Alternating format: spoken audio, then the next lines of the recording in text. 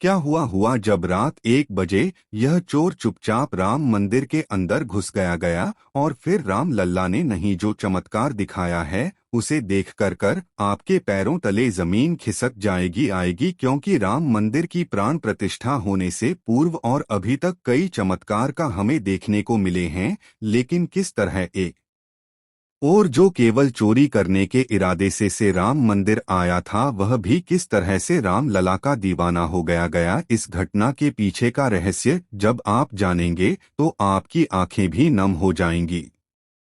आगे बढ़ने से पहले पहले प्रभु श्री राम के सच्चे भक्त इस वीडियो को लाइक करके के कमेंट बॉक्स में जय श्री राम जरूर लिखें। अयोध्या जिसे देवनगरी कहा जाता है क्योंकि हमारे शास्त्र ऐसा कहते हैं कि रामायण काल में इस जगह को देवताओं का नगर कहा जाता था। भगवान विष्णु ने में प्रभु श्री राम के रूप में अवतार लिया तो उन्होंने इसी जगह को जन्म के लिए चुना क्योंकि अयोध्या की नगरी बहुत पवित्र और पावन है। उनके साथ साथ अन्य कई देवताओं ने उनकी प्रजा के रूप में यहाँ जन्म लिया, लेकिन रामायण काल पूरा होने के कई सालों बाद एक दिन राजा विक्रमादित्य इस जगह पर पहुँचे और यहाँ की पवित्रता को पहचाना और साधु संतों के आशीर्वाद से उन्हें यहाँ पर एक भव्य राम मंदिर बनाने की प्रेरणा मिली।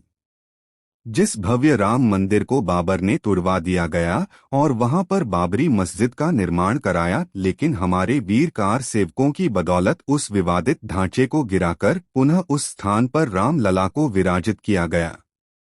आज जो हमें भव्य राम मंदिर देखने को मिल रहा है यह उन सभी कार सेवकों के बलिदान का प्रतीक है। यह बात हमें भूलने नहीं चाहिए, इसलिए आप भी नीचे कमेंट बॉक्स में उन सभी कार सेवकों के प्रति अपनी विनम्र श्रद्धांजलि जरूर अर्पित कीजिएगा। 22 जनवरी 2024 को राम मंदिर में राम लला की प्राण प्रतिष्ठा का समारोह रखा गया जिसमें देश विदेश की चर्चित हस्तियां सम्मिलित हुई, जिसमें देश विदेश के सभी व्यवसायों बॉलीवुड के सितारे और महान साधु संत उपस्थित थे।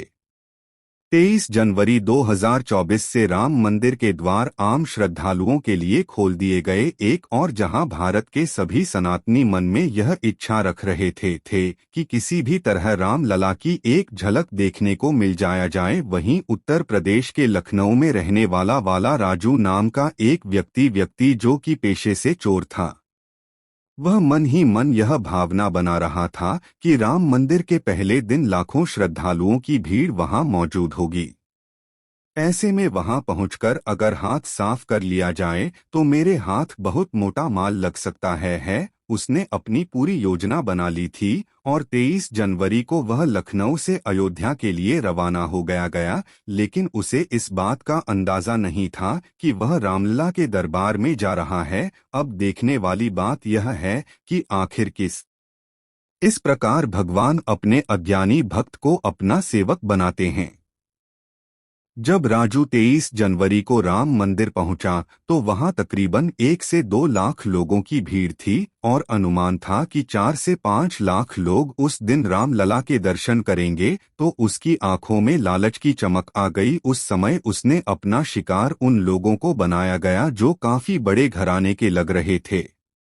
राजू उन राम भक्तों की लाइन में लग गया और एक एक करके हाथ साफ करने लगा। उसने किसी महिला का पर्स उसने चुराया आया तो किसी का बटुआ मार लिया गया, किसी के गले से सोने की चेन गायब कर दी तो किसी के पास को चुपचाप पैसे निकाल लिए। 2 से 3 घंटे तक उसने राम लल्ला की लाइन में चोरी की घटना करी और दर्शन किए बिना ही पुनः बाहर लौटाया आया। उसकी आंखों पर लालच की पत्नी भी वह अंदर ही अंदर बहुत खुश था कि उसने बहुत लंबा हाथ मार लिया है, लेकिन तभी उसे एक फोन आया तो उसे पता चला कि उसकी मां अचानक से सीढ़ियों से गिर गई है और उन्हें अस्पताल ले जाया गया है। राजू अपनी मां से बहुत प्यार करता था। वह तुरंत ही राम मंदिर से लखनऊ के लिए रवाना हुआ और अस्पताल पहुंचने के बाद डॉक्टर ने कहा कि उनके दिमाग की सर्जरी करने के लिए 3 लाख का खर्चा आएगा।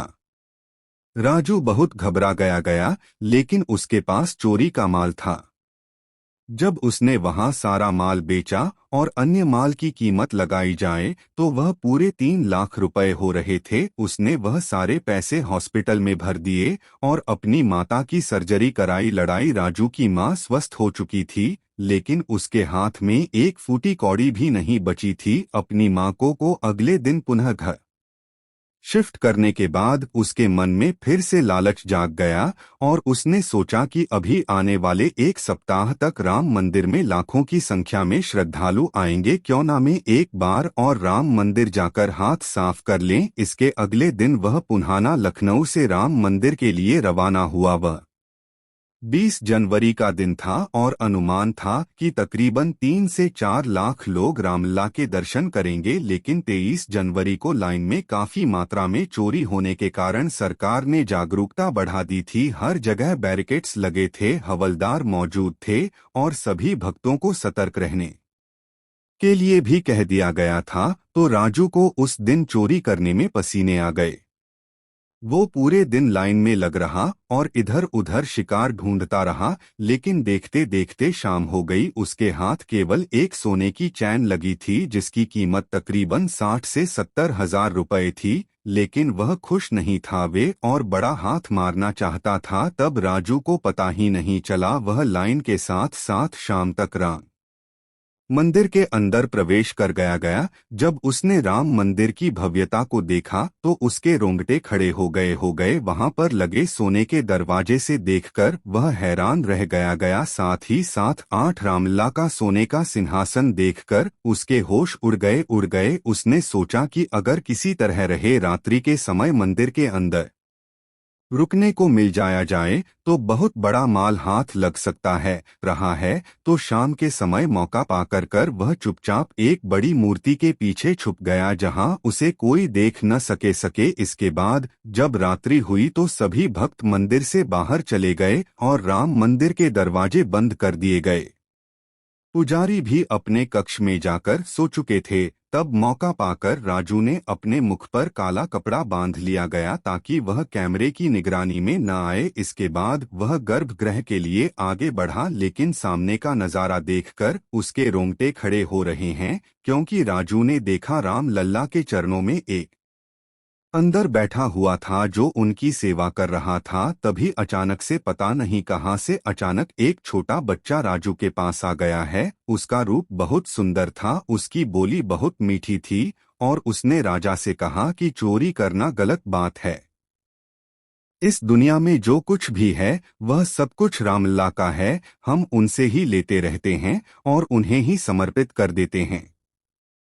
ऐसी सलाह देकर अचानक वो बच्चा के अंतर ध्यान हो गया, जिसके बाद राजू की आंखें खुल गई। उसने चोरी करने का इरादा टाल दिया गया और फिर से उस मूर्ति के पीछे जाकर छुप गया। उसने सुबह होने का इंतजार किया गया और मंदिर खुलने के बाद मौका पाकर पुनः मंदिर के बाहर आ गया, लेकिन उसके मन में एक ही विचार चल रहा था, आखिर वह छोटा बच्चा रात के समय वहां कैसे आया था। और उसने एक बंदर को अपनी आंखों से रामलला की सेवा करते हुए देखा था। यह बहुत बड़ा चमत्कार था। वह यही सोचते सोचते थे, पैदल आगे बढ़ते जा रहा था। तभी वह अयोध्या की एक बहुत गरीब बस्ती में पहुंच गया।